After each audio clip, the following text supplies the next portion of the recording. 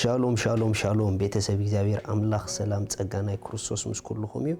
አና ሓኹም ሰላሕ ዲኔ ሎም ድማ ነዚ መዓልቲ ዝኸውን ናይ ህይወት ቃል ክንካፈሊና ሎም ንካፈሎ ቃል ሓይሊ ስም ኢየሱስ ዝብል ያ ሃሌሉያ ሓይሊ ስም ኢየሱስ ኣሕዋት ክሳዕ ክንደይ ኢኹም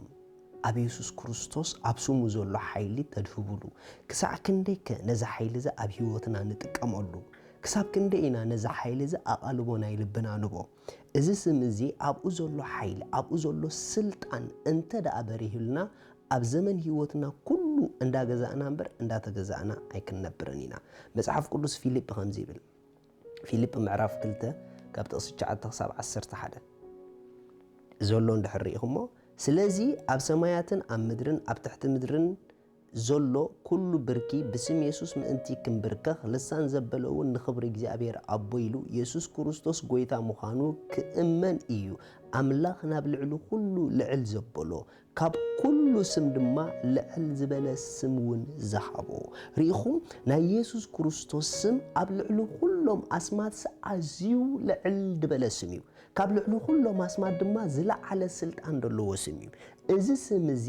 ኣብዘ ስልጠሉ ስፍራ የለን እዚ ስም እዚ ኣብ ምድሪ በሉኒ ኣብ ናይ ምድሪ ገዛእት በሉኒ ኣብ ናይ ጸልማት ገዛእት በሉ ኣብ ናይ ሰማይ ግዝኣት በሉ ኣብ ኩሉ ብሓንሳብ ክስልጥን ክእለት ዘለዎ ስም እዩ ምኽንያቱ እግዚአብሔር ኣቦ ኣብ ልዕሊ ኩሉ ልዕል ዘበሎ ንስም ኢየሱስ እዩ እቲ ዝገርመኩም ግን ኢየሱስ ክርስቶስ ኣብ መጨረሻ ክኸይድ ከሎ ሓደ ቃል ተዛሪቡና ኸይዱ ኣብ ሰማይን ኣብ ምድርን ስልጣን ኩሉ ንዓይ ተዋሂቡኒ ኢሉ ስለዚ ኪዱ ኢሉና ረአዩ ኪዱ ድብለና ደሎ ጎይታ ብስሙ እዩ which means እንተ ደኣ ስሙ ልዕሊ ኩሉ ኮይኑ ኢየሱስ ድማ ብስሙ ክንከይድ እንተ ደኣ ሙሉእ ፍቃድ ሂቡና ኣነን ንስኹምን ሕጂ ኣብዚ ስም ኮይና ኢና ነነብር ዘለና ስለዚ መጽሓፍ እትገብርዎ ዘበለ በቃል ኮነ ብግብሪ ኩሉ ብስም ኢየሱስ ግበርዎ ኢሉ እንተ ደኣ በሐቂ ኣብ ስሙ ንነብር ኣለና ኮይና እንተ ደኣ በሐቂ ብስልጣን ስሙ ኣብ ህይወት ንኸይድ ኣለና ኮይና ኣብ ህይወት ምንም ነገር ክእዘዘና ዘይክእል ነገር የለን ክሰምዐና ዘይክእል ነገር የለን ክግዘአና ዘይክእል ነገር የለን ኣብ ልዕሊ ኩሉ ክንመላለስ ሙሉእ ስልጣን ኣለና ስለዚ ሎም ሕሰቡ ኣብዚ ስም እዚ ትነብር ከም ዘለኻ ሕሰቢ ኣብዚ ስም እዚ ኮንክን ሕማም ክስዕርየ ትኽእል ኢኺ ኣብዚ ስም እዚ ኮንክን ጭንቀት ክስዕርየ ትኽእል ኢኺ ኣብዚ ስም እዚ ኮንክን ጽልእ ክስዕርየ ትኽእል ኢኺ ኣብዚ ስም እዚ ኮንክን ጓ ክስዕርየ ትኽእል ኢኺ ንምንታይ ምኽንያቱ እዚ ስም እዚ ኣብ ልዕሊ ኩሉ ልዕል ዝበለ ስም እዩ ማንም ናይ ኣጋንንታ ኣሰራርሓ እዚ ስም እዚ እንተ ደኣ መፂ ብምልኦም ተንበርከኽቲ እዮም ነዚ ስም እዚ ስለዚ ካብ ሎም ንድሓር 10 ግዜ ሰይጣን ምባል ገዲፍና ነታ ኣብ ልዕሊ ሰይጣን ምልክ ደለዎ ስም ንዕኡ ምዝራብ ይሕሸና ንዕኡ ደጋጊምና ምሕሳብ ይሕሸና እመኑኒ እንተ ደኣ ናይ ስሙ ስልጣን በሪሁልና ኣብ ህይወትኩም ክትስልጡኑ ክጅምሩ ኢኹም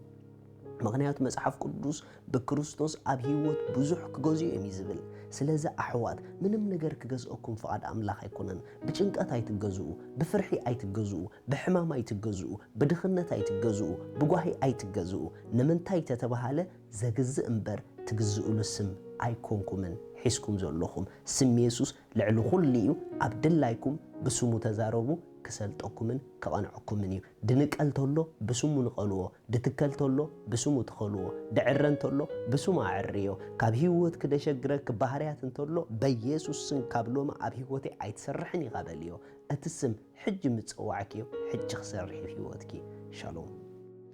ስለዚ ሎሚ ንጎይታና ኢየሱስ ክርስቶስ ኣብ ህይወትኩም ወሲንኩም ክትቀበልዎ እትደልዩ እታ ኣብኡ ዘላ ናይ ዘለዓለም ህይወት ክትቀበልዋ እትደልዩ እዛ ጸሎት እዚኣ ጸልዩ እግዚአብሔር ኣቦ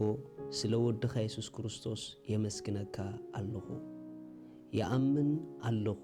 ኢየሱስ ክርስቶስ ስለ ኃጢአተይ ከም ዝተሰቕለ ዕዳ ኃጢአተይ ከፊሉ ከም ዝፈጸሞ ስለይ ከም ዝሞተ ብሳልሰይቲ መዓልቲ ኣምላኽ ካብ መውታት ከም ዘተንስኦ ኣብ የማን ኣምላኽ ከም ዝተቐመጠ የኣምን ኣለኹ ኢየሱስ ክርስቶስ ናይ ህይወተይ ጎይታ እዩ ኢየሱስ ክርስቶስ ኣምላኸይ መድሓኒይ እዩ ካብዛ ሰዓት ንክርስቶስ ብምቕባለይ ሓድሽ ፍጥረት ውሉድ ኣምላኽ ኮይነ ኣለኹ መንፈስ ቅዱስ ብሽም ኢየሱስ بأمنة ናብ ውሽጠይ ይቕበለካ ኣለኹ ኣሜን እዚኣ ጸሎት ድጸለኹም ብጣዕሚ እኳ ሓጐሰኩም በዚ ብታሕቲ ዘሎ ኣድራሻና ኮንታክት ግበሩና ኢኹም ሰድለይኩም ሓገዝ ክንልእኸልኩም ኢና ሻሎም